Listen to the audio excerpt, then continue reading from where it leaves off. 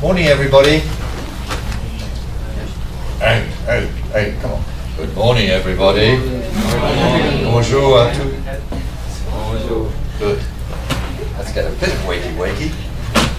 Very welcome to this first session of the forum. And I think I would like as many people to come a bit closer. I'm not going to scare you too much. This morning we're going to explore how we can reduce some of the risks of disaster using environmental options or ecosystem-based options. And it's a really challenging bit of work, because in terms of, if you speak of disaster risk reduction to a conservation audience, they say, this has nothing to do with environmentalism.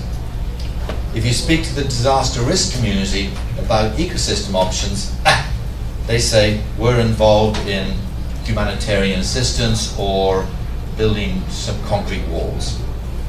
And what we want to do, start to do, and have been doing, is to bring these two areas to better understand each other. And so this session is organized by one of IUCN's commissions, the Commission on Ecosystem Management. And Karen Sudemeyer has been organizing this workshop. And I'm here to help moderate the discussions and make sure our presenters look after this and keep time.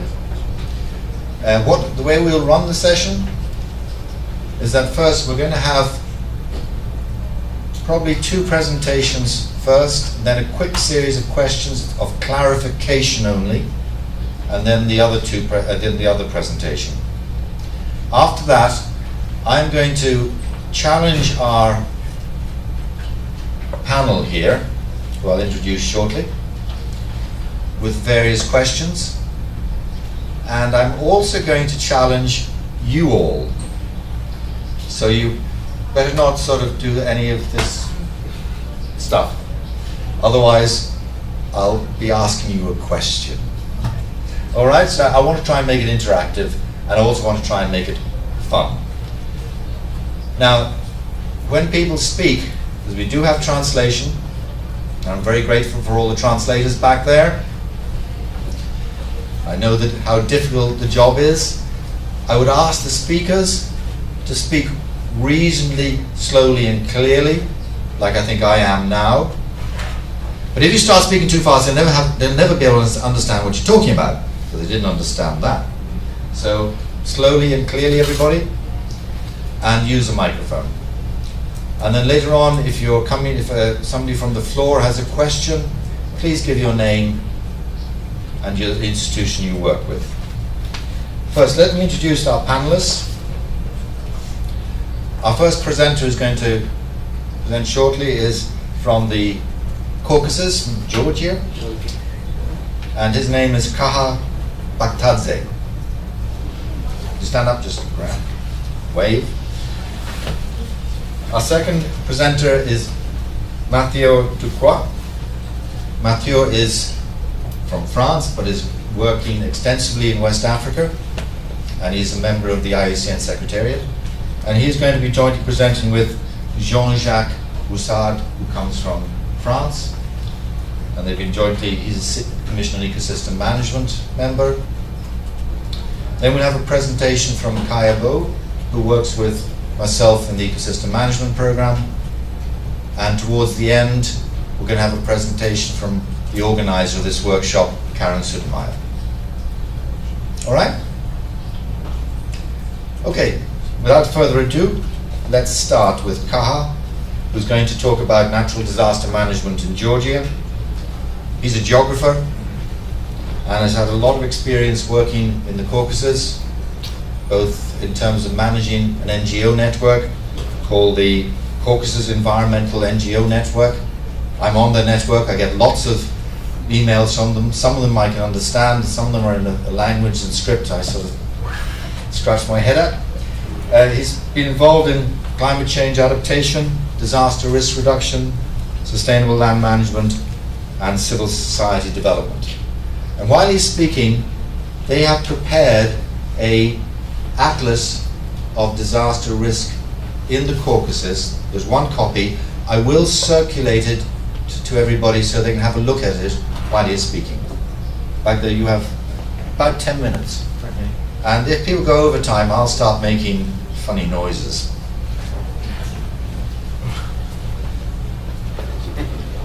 Thank you very much. As I was introduced, my name is Aha Bakhtadze. I am from CEN, Caucasus Environmental NGO Network, from Georgia. But our organization works in 3 South Caucasus countries and is covering Armenia, Azerbaijan, and Georgia. Today I will speak about natural disaster management practice in Georgia, in one of the South Caucasus countries. But this presentation you can understand as a general presentation of the situation which is on disaster risk management in the post-Soviet countries. As you know, Georgia is one of these 16 countries, republics, which was part of the Soviet Union.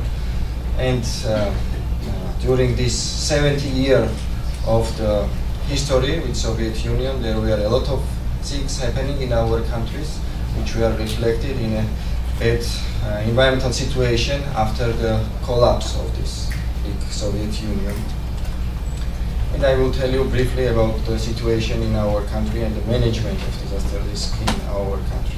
First of all, what was the situation in the Soviet Union? We had a lot of, I will try first to show you the map of Georgia. This is our country. This is the map of avalanches, which I took from our atlas. And here you can see different countries. One of them, here we have Russian Federation, then we have Turkey on the eastern part, Armenia and Azerbaijan. Georgia from the western part is bordering with Black Sea, and from eastern part we have also here somewhere Caspian Sea. And it has a quite diverse climate. On the west part we have more humid climate. On the eastern part it is more continental climate. Around 50% of the country is above of 1,000 meters from the sea level, and quite a big part of the country, around 45% of the country, is located on the slope above the 25 degree, which creates a lot of challenges in the country. Georgia is covered with forest, and 33% of the country is forested area. And we have a lot of water resources also itself, around 26,000 rivers we have in the country. We have a quite interesting natural resources, and Georgia is one of the hotspots, biodiversity hotspots in the Caucasus region. About the natural disasters, what we have in Soviet Union was run in a central management way, let's say so. We had the scientific institutions on one hand in the country, and the main scientific institutions were located in the Moscow. We had communities and natural resources management on local level, but they were working absolutely separately. And after 70 years of history of the country, we had the independence in 1991, and the situation appears in the country in a way that people had no understanding of natural resources management. Local communities where they were living in the community on the local level, they were owning very small plot of land, but they have no knowledge of resources management, land management, and we were in a very bad situation after the collapse of this Soviet Union in the direction of the knowledge and awareness in the communities. In the 90s we had an economical crisis in the country. There was no electricity, no gas, and in this situation population started illegal cutting of the forest. And in 2005, there was a inventarization of the situation related to natural disasters, and we had around 52,000 active zones. These were landslides, floods, mud flows, avalanches, and 3,000 of them were active zones located nearby these settlements. The government was thinking what to do. Even now we are in quite a big process of the thinking, but there was no idea how to move. Government was putting some money for mitigation, for adaptation, but this money was mainly going, and I will show some pictures of the disasters which we had in the country. You can see these pictures also in the atlas, and these are all kind of disasters which are happening around the country. This is, for example, the mud flow process in Hajara. This is the school, secondary school, which was located here. This is another new one, but very soon we will have the same situation with the school. This is the flash flood in the mountainous area. Rock falls. Mud flow also. And then, thank you very much.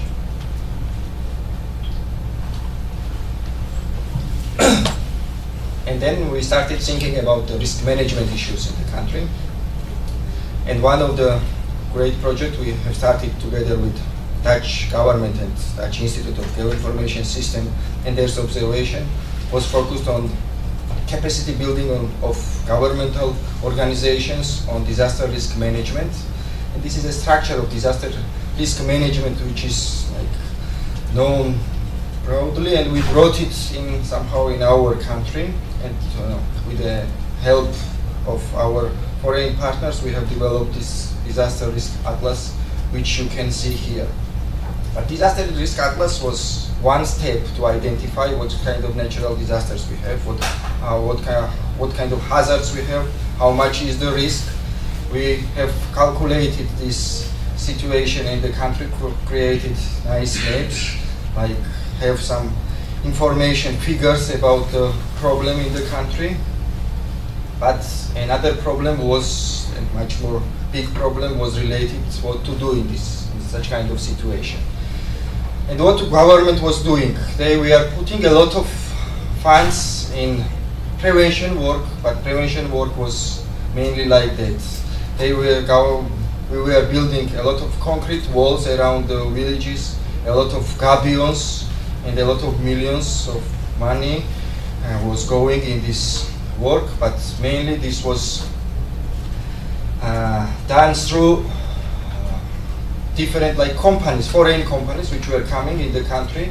No local people were involved. A lot of money was spent on these activities, and it was not somehow contributing to the improvement of the situation, because when you are building such kind of buildings, after a few years you can see that situation changed and you have the same situation. Around Georgia you can see such kind of concrete walls which before was like this, and everything was destroyed, and you have to put money again and again. And we were thinking what to do, what can be done in the situation. And then we learned from our partners, from different organizations, foreign organizations, and there is such kind of tool which is called bioengineering. We learned a bit about this tool. Then we went in our villages and we find out that we have similar experience, and our parents, grandmothers, grandfathers, they were doing such kind of activities in the villages. But we have to understand the situation and learn the situation once more. These are the concrete walls which you can see everywhere around the country. This is one of our historical region in Georgia, but all these historical monuments are surrounded by these gabions, which does not look so well. And then we started working and thinking what can be done. And one of the solutions was this bioengineering. Bioengineering is a great tool which can be used in mostly all areas to restore the ecosystem, to involve local community in these activities. You don't need so much money, millions. You don't need heavy machinery, heavy equipment to do this work, and you can have a very good result which can be sustainable and which can work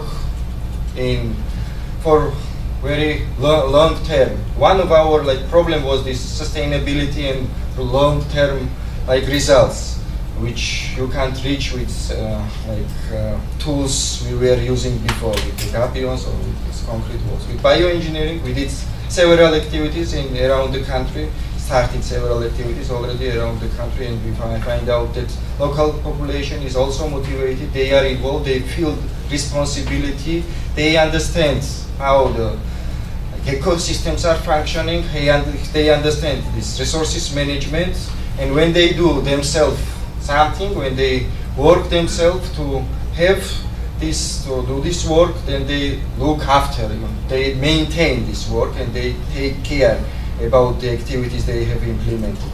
And for us it's very important to continue this direction. We already had discussion with the government, and government wants to also contribute financially to these activities. Part of the governmental budget will be allocated for the projects, mitigation and adaptation projects like that.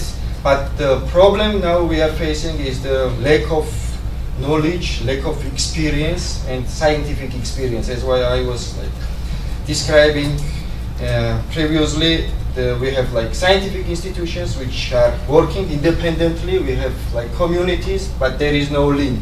And what is needed in a country, in my country, in Georgia, in other countries like we are in developing countries, is that to have such kind of link. And we need very much to have to receive knowledge from IUCN, from the scientists who are working in this direction, and I'm sure we will have very good results. These are several examples we did, and we are planning to do. Even in this month, after a few days, we will start a training course on bioengineering, where all different representatives from the ministries we are involved will be involved. And after that, we will start also another step of the mitigation and adaptation measures around my country. Thank you very much. I'm ready for your questions. Thank you very much, Baha. A great little introduction to historical ways of addressing issues, concrete walls, and I've certainly seen, I better use the microphone. I've certainly seen those sorts of things in many other countries. Are there any quick points of clarification at this point? Not of detailed content. Yes, and please grab a microphone. Of course. Otherwise you won't be translated.